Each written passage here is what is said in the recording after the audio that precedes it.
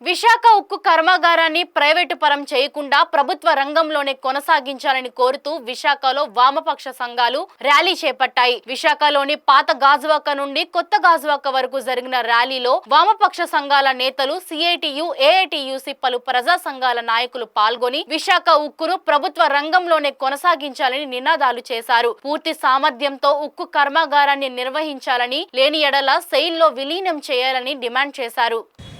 Multinational కంపెనీలు ముందు తీసుకురావడం కోసం ప్రయత్నం చేస్తా ఉంది.